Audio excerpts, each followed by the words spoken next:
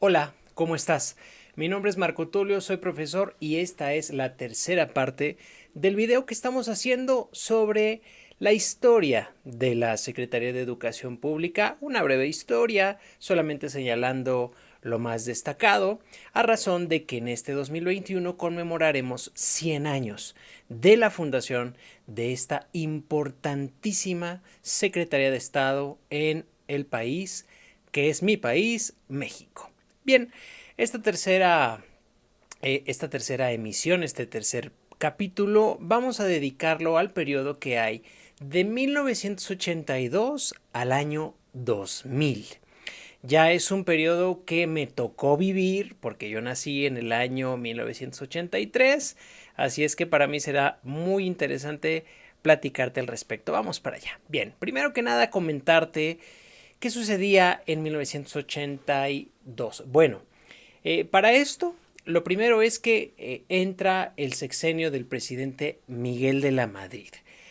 Veníamos en México de pasar una crisis severa.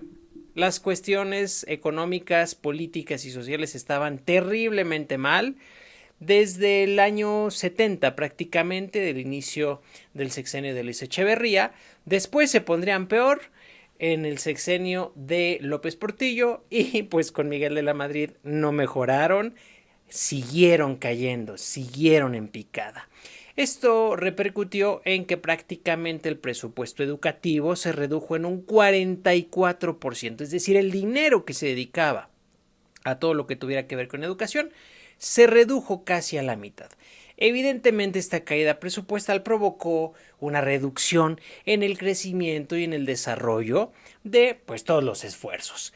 La creación de nuevas escuelas, el equipamiento, la actualización de profesores, en absolutamente todo. Prácticamente le rasuraron el 50% del presupuesto a la SEP. Algo relevante a pesar de estos problemas es que en 1984 se crea el Sistema Nacional de Investigadores, el SNI, muy famoso, que hoy continúa trabajando, hoy continúa existiendo y que aglutina y apoya a los investigadores más importantes, más relevantes, que más aportan al conocimiento y a la investigación científica de nuestro país. Es un nivel al que pues cualquiera quisiéramos llegar a ser considerados en el Sistema Nacional de Investigadores. Solamente quiero hacer un pequeño paréntesis, no lo puse en la presentación, pero por favor recordemos que en el año 1985 hubo un suceso en la Ciudad de México lamentable y en extremo importante, que fue el gran sismo de septiembre del 85 que dejó pues muerte, destrucción y muchas secuelas bastante trágicas en nuestro país, específicamente en en la Ciudad de México, pero que se reflejó a nivel nacional. Básicamente es lo único que sucedió relevante en el sexenio de Miguel de la Madrid y comenzamos un nuevo sexenio en 1988. Se declara ganador oficial a Carlos Salinas de Gortari, pero llegó con un gran problema de falta de legitimidad porque se dice que las elecciones realmente fueron un fraude, que perdió y que quien debía haber sido el ganador real era Cuauhtémoc Cárdenas Solórzano, el hijo del general Lázaro Cárdenas del Río. Sin embargo, bueno, este no es un programa de análisis político, simplemente te lo menciono porque Carlos Salinas se estaba obligado a dar un golpe de autoridad porque, como te digo, pues la sociedad, la gente en general, no creía que realmente hubiese ganado. Entre otras cosas, tampoco lo puse aquí, pero creo que debo mencionarlo, quitó a quien era en ese entonces el secretario general del Sindicato Nacional de Trabajadores de la Educación, Jongitud, lo quita y pone en su lugar a Elba Ester Gordillo, una mujer que se ha convertido en uno de los ejemplos de corrupción más graves de nuestro país y corrupción en nuestro ámbito, que es el ámbito educativo. Hoy, por cierto, libre de todos los cargos y aliada del gobierno de López Obrador. Bueno, ¿qué hizo Salinas de Gortari? Bueno, pues primero que nada echó a andar algo llamado el Programa de Modernización de la Educación, que fue un programa ambicioso, interesante, positivo, debo decirlo, digo, no todo es malo, llegó con una falta de legitimidad, pero con ciertas acciones buscó recuperar la confianza de la gente. Este fue uno de ellos. Se crearon escuelas, se volvió a invertir, aumentó un poquito el presupuesto educativo que se había mermado gravemente en el sexenio pasado. En 1992 sucede algo sumamente importante, y esto es que hasta antes del año 92 toda la educación en todos los estados de la República era controlada desde la Secretaría de Educación Pública, es decir, era controlado a nivel federal. Para 1992 se decide que los niveles preescolar, primaria, secundaria, educación especial y educación normal sean ahora administrados, organizados y coordinados por las diferentes entidades federativas. Es decir, cada estado ahora tomaría el control de la educación y pues haría todas las funciones necesarias para que su sistema educativo funcionara. En algunos casos pues se hizo de mejor manera y se dieron mejores resultados, y en otros estados pues con otras circunstancias pues los resultados fueron no muy halagadores. Pero esto continúa hasta la fecha, esta descentralización, este pasarle la estafeta a los estados, hoy continúa, hoy en día continúa. Bien, en 1993 sucedió algo interesante. El artículo 3º de la Constitución mexicana, que es el que regula la educación a nivel constitucional, pues no tenía establecido el rasgo de laicidad. ¿Qué es esto? Bueno, en términos sencillos, este rasgo laico que se le añadió al artículo 3º de la Constitución implica que todos los esfuerzos educativos que haga el gobierno mexicano tienen que estar ajenos a cualquier credo o fe religiosa. Ojo, no significa que sea antirreligioso, que sí ha habido casos. No es que sea antirreligioso, simplemente es que separa las cuestiones de fe de las cuestiones educativas, pero al mismo tiempo permite a los particulares, si así lo desean, impartir educación que sí tenga una cercanía con las cuestiones religiosas, y es cuando más se fortalecen y surgen con mayor apertura las instituciones de corte religioso, muchas de ellas de gran prestigio. Bien, también, perdón, me faltó señalarlo, y esto también es muy relevante. En ese mismo año, en el 93, se establece como obligatoria el nivel secundaria. Antes solamente era obligatorio el nivel primaria, antes del año 1993. Para este año se establece que ahora primaria y secundaria serán obligatorios.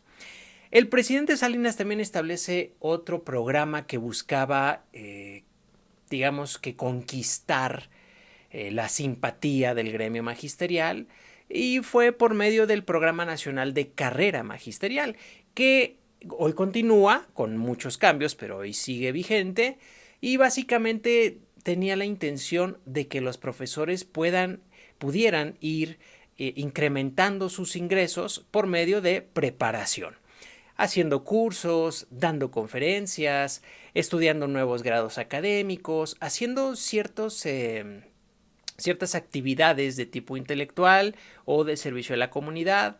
Podían ellos ir incrementando y mejorando sus percepciones, es decir, qué tanto dinero ganaban. Esto fue algo, pues, yo creo que positivo en términos generales, aunque por supuesto, pues también generó ciertos cotos de poder, ciertos espacios donde se dio, pues, la corrupción que pulula en absolutamente todos los ámbitos de la vida en nuestro país, tristemente. Y bueno, pues del 88 al 94, durante el sexenio de Salinas, se fundaron 44 nuevas instituciones de nivel superior, pero predominantemente las de tipo tecnológico. Las de tipo industrial y tecnológico, pues porque era lo que se consideraba más óptimo en aquellos años. Recordemos que el gran legado, en algunos aspectos bueno y en otros malo, del sexenio de Salinas fue la introducción del Tratado de Libre Comercio con Estados Unidos, por lo cual muchas empresas manufactureras llegaron a nuestro país y por lo tanto pues el enfoque sobre la gente que había que formar a nivel superior cambia y ahora pues lo que se necesitan es gente que puede estar en los términos industriales y tecnológicos, ya no tanto en los demás. Ahora también, no lo puse ahí, pero solo para darte un contexto. Recordemos que el último año de Salinas fue verdaderamente terrible para nuestro país. Se generó un caos muy fuerte. ¿Por qué? Punto uno. Se da el levantamiento zapatista en el año 94, el 1 de enero de 1994. Se da el asesinato del candidato del PRI, Colosio. Después se asesina a Ruiz Massieu, que era parte del PRI y era el presidente del PRI, de hecho, y era pues cuñado del propio presidente, unos enjuagues ahí entre narcoestado y narcomafia bastante complicados. Y para cerrar con broche de oro la crisis del 94, el gran error del 94 que desplomó la economía mexicana, el peso se desplomó, se salieron los capitales, quebraron empresas, las personas se quedaron sin trabajo. Bueno, fue una cosa que hoy día seguimos resintiendo. Fue terrible, fue verdaderamente terrible. Obviamente, pues ya te imaginarás, el siguiente presidente tuvo que lidiar con todo esto, que fue Ernesto Zedillo, que estuvo de 1994 al año 2000 con enormes dificultades de todo tipo, económicas, laborales, sociales, alimenticias, de delincuencia, bueno, una situación brutal, terrible. Yo creo que algunos de los años más difíciles que ha tenido nuestro país. Sin embargo, algunas acciones interesantes se dieron en términos educativos en el sexenio de Zedillo. Se establece el programa de desarrollo educativo que pretendía ampliar la cobertura. Ojo, es decir, abarcar más personas. Aquí la gran crítica que se le hace a este programa nacional de desarrollo que buscaba la cobertura es que se buscó la cantidad y se dejó de lado la calidad.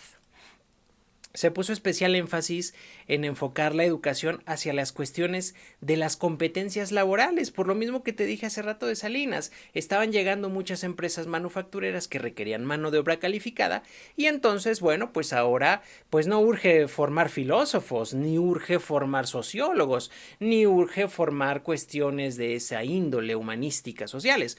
Urge personas que sepan el hacer, que puedan estar en las industrias, que puedan estar en las factorías, que puedan estar en las líneas de producción, que sepan cuestiones de esta índole. Y por eso se le da este gran enfoque que tuvo mucho auge y que durante muchos años fue la gran panacea de la que se hablaba, de las famosísimas competencias, que después Espero poder contactar a mi querido maestro Sergio, un verdadero experto en este tema. Yo no soy tan experto en el tema de las competencias, pero Sergio sí lo es. Espero después que podamos hacer algo. El impulso se dio también muy fuerte a las telesecundarias y se fortalecieron todas las instalaciones de telesecundaria, se fortaleció también el EduSat, que es el canal educativo por medio del cual el gobierno mexicano pues daba a conocer todas las clases, vaya, de la telesecundaria. En 1996 se establece en el Valle de México la Comipems, que es la comisión que se encarga de elaborar, aplicar y evaluar los exámenes de admisión a las prepas, al nivel medio superior.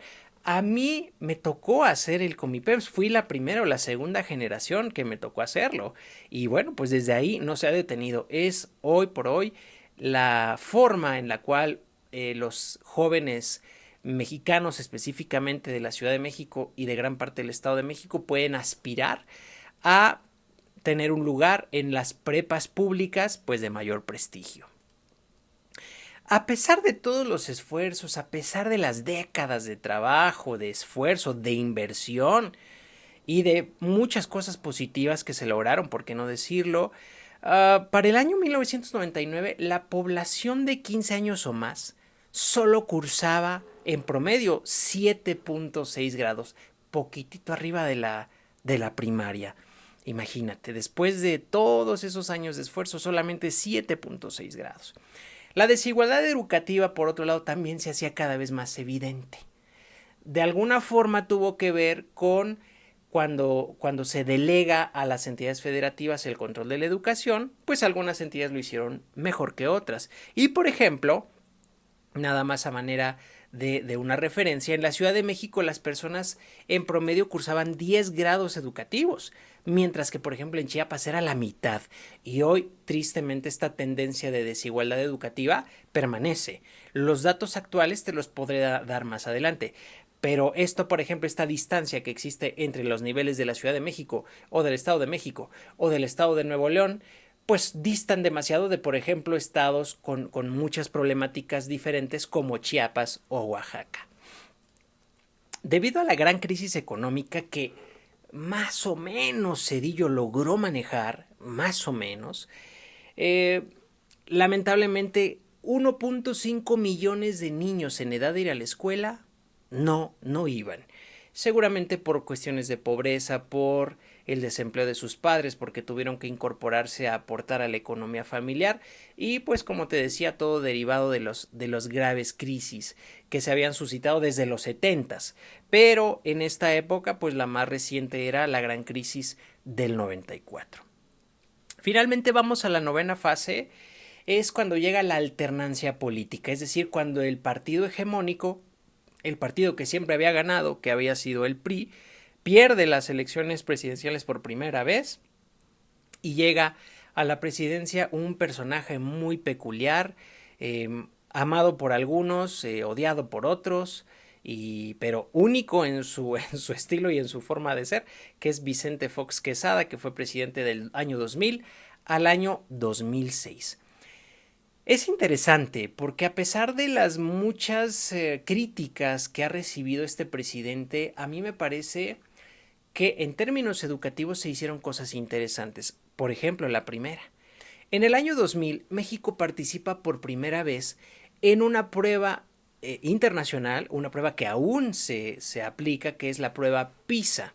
La prueba PISA la organiza la OCDE y que básicamente mide las facultades de ciencias, de matemáticas y de comprensión lectora. ¿Dónde crees que quedó nuestro país en el año 2000? En el último lugar. Así, claro y contundente, en el último lugar. ¿Por qué digo que esto es importante? Bueno, porque antes no teníamos una referencia de cómo medirnos ante el resto de países. Y en ese momento México se da cuenta de su amarga realidad y de que estamos hasta el sótano de los últimos países de la OCDE. Algo muy grave. En primaria se echó a andar un programa bien interesante, era algo muy novedoso en esas épocas, era algo muy bonito. Yo ya no estaba en nivel primaria, pero me tocaba verlo en esas épocas, yo ya estaba creo que a nivel universitario, pero inicia el programa Enciclomedia. Y el programa Enciclomedia era que en las aulas de quinto y sexto grado de primaria se establecía un pizarrón digital, un proyector y se tenían muchos contenidos interactivos que incluso tenían audio. Era una propuesta novedosa, innovadora, tecnológica, interesante, pero bueno, en algunas escuelas se utilizó muy bien y en otras llegaban al ridículo de que los profes no lo querían usar o no tenían permiso de usarlos por sus directores porque no se fuera a dañar. Imagínate la pobre mentalidad del mexicano. En el año 2002 se crea el Instituto Nacional para la Evaluación de la Educación, pues evidentemente con la arrastrada que nos habíamos llevado y la vergüenza mundial que nos habíamos llevado con la prueba PISA, pues obviamente se dio la necesidad de generar un instituto que evaluara cómo estábamos, con muchos tropiezos, con pasos en falso, pero finalmente me parece algo indispensable la posibilidad de tener datos fidedignos de la evaluación de cómo estamos y cómo vamos. En el 2005 el gobierno mexicano establece la prueba Enlace, que es también un ejercicio nacional para medir y para ir palpando cómo van las escuelas, cómo van siendo los resultados, si estamos avanzando, si estamos yendo hacia atrás, y esto me parece a mí muy importante. Me regreso también en el año 2002, se establece que el nivel preescolar ahora sería obligatorio. Esto entonces ya nos brinda el esquema completo de obligatoriedad de la educación básica, que ahora sí, con la incorporación del preescolar, se convierte justo desde el 2002 en preescolar, primaria y secundaria. ¿Vale? Bien, antes de esto el preescolar era opcional, desde el 2002 se convierte en obligatorio. En el 2006 se impulsa una muy fuerte reforma curricular a los planes y programas de nivel secundaria y se eliminan un montón de asignaturas que no se creían que fueran tan importantes. Yo creo que en ese periodo algunas tuvieron razón, otras creo que debieron haber permanecido, pero bueno, esta gran reforma que se da en el 2006 le da el rostro que hoy, con pocas variantes, seguimos llevando en el nivel secundaria. Fox incrementó considerablemente el presupuesto educativo con respecto a Zedillo y por supuesto con respecto a Salinas y a Miguel de la Madrid. Esto fue los primeros 3 años, pero después el resto de su sexenio, los restantes 3 años, los 3 años finales, lamentablemente nuevamente se vio hacia abajo una vez más el presupuesto educativo. Y bueno, finalmente el último punto relevante que vamos a señalar del periodo de Fox es que en el año 2003 se crea el Instituto Nacional de las Lenguas Indígenas y se impulsa fuertemente la educación bilingüe e intercultural. Bilingüe en este caso nos referimos, por ejemplo, a la producción de libros, materiales y material incluso audiovisual para las comunidades indígenas, libros que estaban escritos en español y en lenguas indígenas, y digamos que esto es algo positivo porque se visibilizó un segmento poblacional que históricamente pues había estado bastante abandonado, que hoy tristemente continúa, pero bueno, estos primeros pasos fueron relevantes. Hasta aquí lo vamos a dejar con esta tercera explicación. Tendremos una siguiente etapa que seguramente abarcará pues del año 2006 hasta el año 2018, que son los sexenios de Enrique Peña y de Felipe Calderón. Hasta entonces espero que te haya gustado este video, que te sea funcional y nos vemos en la siguiente. Hasta luego.